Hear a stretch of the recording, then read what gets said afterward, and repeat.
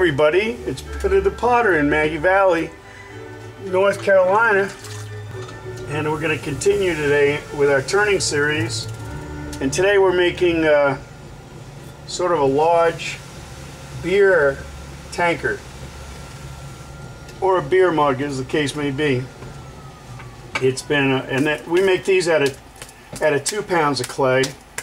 And the reason I give you this reference number as far as the weights go is that I've seen a lot of the potters on YouTube like me, and they make these pots, but they're making them out of a huge amount of clay, you know. And I like to keep my pots thin also, but I also don't like them when they're lumps, you know. So we work at making them as thin as possible. Of course, we're coning up. This is exactly 2 pounds of clay, and it's out of the bag. And the reason I haven't been working too much, of course, actually I've just not been working that much because we've had 6 weeks of snow laying on the ground here in the mountains of North Carolina. And it's not like we don't get snow here, we do, but 6 weeks of cold weather, nothing's melted off, and it's a mess outside, and we're fixing to get it again.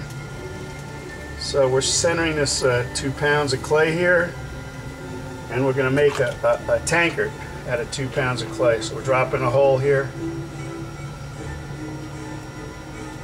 and then we're going to naturally measure the bottom of the floor here.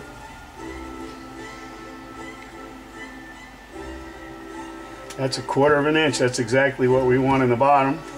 Hello. And I'll get that later. Closing the hole here, and we're going to pull a floor straight to you, 1 finger. Okay, and then the floor should represent the width of the pot when it's going to basically be finished. So we're compressing the floor now. Really doing a lot of compression here. Got to have that floor compressed. It helps with S-cracks, but mostly S-cracks come because you leave the water in the bottom of the pot too long. That's one problem. And then the other problem is letting it dry too quickly. I dropped that needle tool, and here's my backup needle tool, so I don't have to bend over. Check the bottom. It's right there, just 1/4 of an inch. So that's pretty good. Fill in that hole there, and then I always put swirls in the bottoms of some of my pots, so I'll put the swirl in, and now we're gonna do this throw.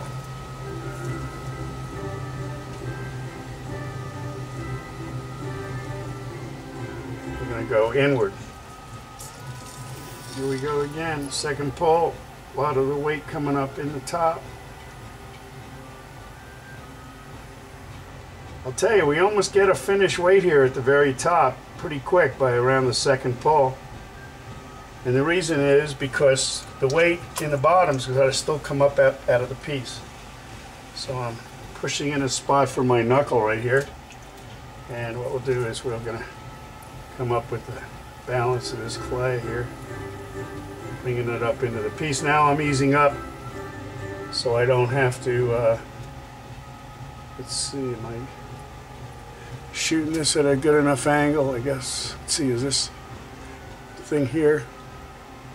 Yeah, I guess we can see it. Okay, one more pull here, and then we'll start shaping. So we're going to come in here and just pick this all up into the top of the piece here. Okay, got a pretty tall piece. This is sort of a straight-sided piece, so we're just going to come up here straight on the sides. Get that top a little narrower. Got on it just by accident. Hello. Trying to put as many pressure points when I'm collaring in on the top here. So if you don't, you'll end up with a ripple of clay. So here we are. We made it top to bottom here. Just forming this a little bit. And close this top end just a hair again. with the woggling on me.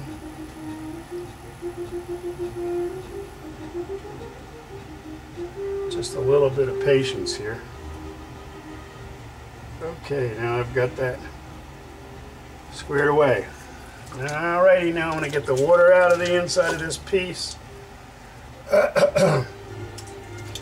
And then we'll start working on the finished product. As you can see, that's up there pretty tall. Now I'm going to do my, I rib the bottom part of this pot with my thumbnail, and I come up sort of slow, just up to a couple inches from the top. And then I'm going to get the nice grooves going here. And then what we'll do is we're going to do that again, but we're going to come up at twice speed. There we go. We got the grooves in there, and now I'm going to push these grooves out, make sort of a barrel shape here, or what you might call a mug. Just keep pushing out gently here. Okay, we got a nice barrel shape now. We're going to work on the very top here, just coloring that in a little more.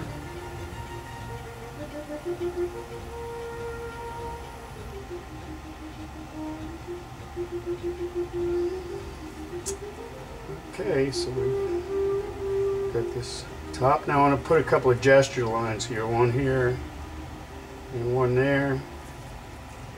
And those gestures usually are where the handle comes off about that line right there. And we've got the thing moving around pretty nice here.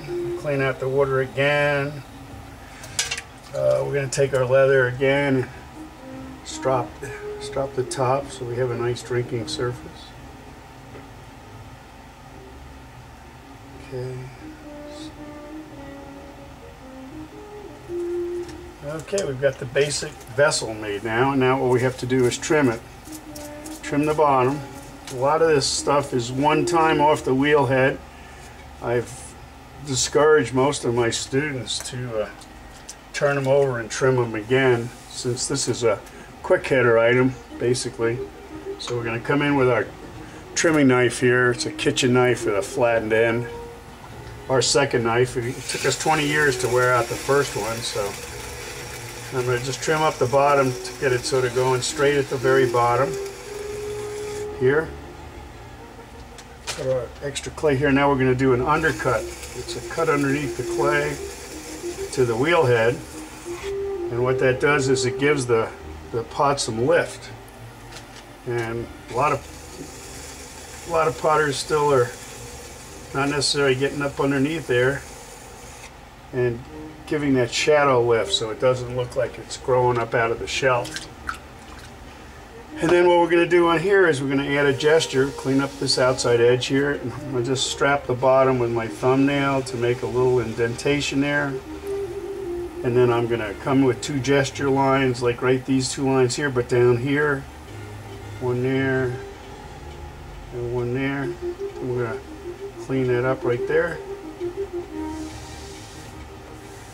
And this pot is now going to be ready to wait till it dries up enough, and we'll put a handle on it probably tomorrow, maybe late this afternoon. Anyway, large tankard with handle. We'll mark it so we can get it back on the wheel again in the right spot if we have to. And that's a 2-pound throw with a sort of, I got the looseness here of this piece by putting the lines in it, the grooving lines or the throwing lines, but by having a top and a bottom that's completely finished, and then to show control around the top of the piece is transcending from the throwing lines to showing that the person that they just weren't left there haphazardly. It was created that way. And of course we're going to put on that reverse barrel handle tomorrow, and you'll get to see that also. But this is the pit of the potter in Maggie Valley, North Carolina, working on extremely large beer tankers. We'll see you on the next part. Thanks. It's Pit of the Potter in Maggie Valley. See you at part 2 or 3, whatever it works out on the camera. Bye-bye.